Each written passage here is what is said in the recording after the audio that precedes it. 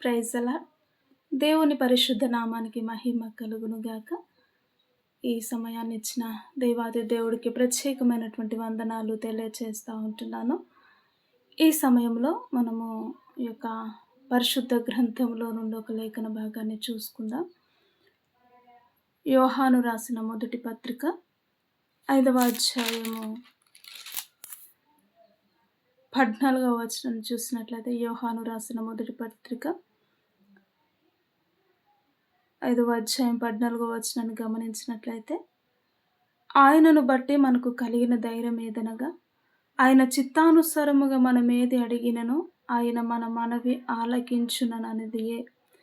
మనమేమి అడిగినను ఆయన మన మనవి ఆలకించునని మనం ఎరిగిన ఎడల మనం ఆయనను వేడుకొనిన మనకు కలిగినవని ఎరుగుదుము. ఈ యొక్క వాక్యాన్ని మనము చూసుకున్నట్లయితే, ఈ లోకంలో అనేకమైనటువంటి విషయాల్లో చాలామంది కూడా అధైర్యపడుతూ ఉంటారు కదా.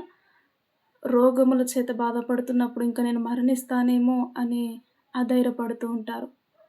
ఇంకా నేను చనిపోతానేమో అని అధైర్యపడుతూ ఉంటారు. ఎన్నో కారణాల చేత ప్రజలు అధైర్యపడుతూ ధైర్యము లేని స్థితిలో బ్రతుకుతూ ఉంటున్న సమయంలో దేవుడు మాట్లాడుతున్న మాటలు ఏవని మనం గమనించినట్లయితే, ఆయనను బట్టి మనకు ధైర్యము ఏమనగా ఆయన చిత్తానుసారముగా ఏది అడిగిననో అది మనకు అనుగ్రహిస్తాడు అనే నమ్మకమును మనము గ్రహించుకోవాలి. అంతేకాకుండా మనమేమి అడిగినను ఆయన మన మనవి ఆలకించునని మనం ఎరిగిన ఎడల మనం ఆయనను వేడుకొనిన మనవి మనకు కలిగినవని ఎరుగుదుము. ఏవైతే ఈ లోకములో లోకానుసరమైనటువంటి ఆలోచనల చేత కాదు, కానీ దేవుని చిత్తాన్ని మనము గ్రహించి దేవుని మనస్సును మనం ఎరిగి ఆయన చిత్తానుసారముగా ఏదైతే అడుగుతామో ఆ విధముగా అడిగినప్పుడు అది మనం పొందుకున్నామని గ్రహించి ఆ విషయంలో అధైర్యపడక ధైర్యము కలిగి జీవించే వారిగా ఉండాలని కూడా దేవుని వాక్యము తెలియజేస్తూ ఉంటుందండి. నిజముగా కొన్ని కారణాలు, కొన్ని పరిస్థితులు మనిషిని ఎంతగానో కృంగతీస్తాయి. ఇంకా నా బ్రతుకుట కంటే చచ్చుట మేలు అని ఎన్నోసార్లు దుష్టుడైనటువంటి సాతానుడు అనేకమైనటువంటి మనుషులను ప్రేరేపిస్తూ ఉంటాడు.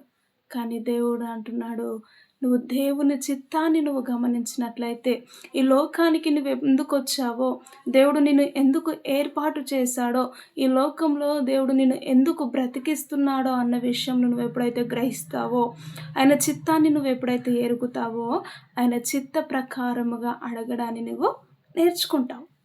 ఆ విధముగా నేర్చుకున్నప్పుడు నీకు ధైర్యముగా ఉంటుంది, కానీ అయితే అధైర్యముగా నీ జీవితము ఉండదు అని దేవుని మాటలు తెలియజేస్తూ ఉంటున్నాయండి. నిజముగా ఎంతో గొప్ప దేవుడు. ప్రతి నిమిషము ప్రతి క్షణము కూడా ఆయన ఒక మనిషిని ఆదరిస్తూ ప్రతి నిమిషములో ప్రతి క్షణములో కూడా తల్లి వలె తండ్రి వలె ఆయన నీకు నాకు తోడుగా ఉంటూ నడిపిస్తున్న దేవుడు.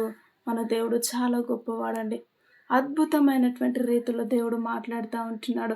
నువ్వే విషయంలో కూడా అధైర్యపడకూడదు. నువ్వు దేవుని మనస్సును, దేవుని చిత్తాన్ని నువ్వు ఎప్పుడైతే ఎరిగి ఉంటావో, నువ్వు ఏ విధముగా ఉంటావో, స్థిరమైన ఆత్మీయతను కలిగి నిలిచే సియోను కొండవలె, స్థిరముగా నిలబడిన సియోను కొండవలె ధైర్యముగా నువ్వు నిలబడగలవు అని కూడా దేవుని మాటలు తెలియజేస్తూ ఉంటున్నాయి.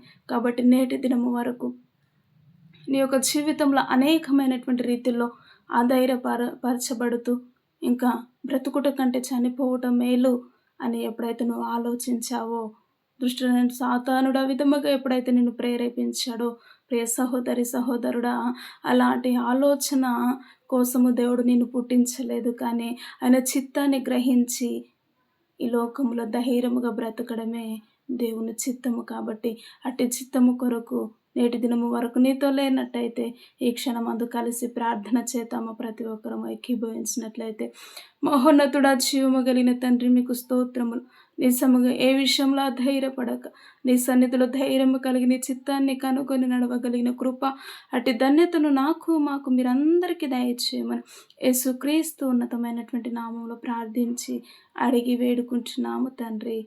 ఆమేన్. ఆమేన్. ప్రైజ్ ద లార్డ్ అందరికీ.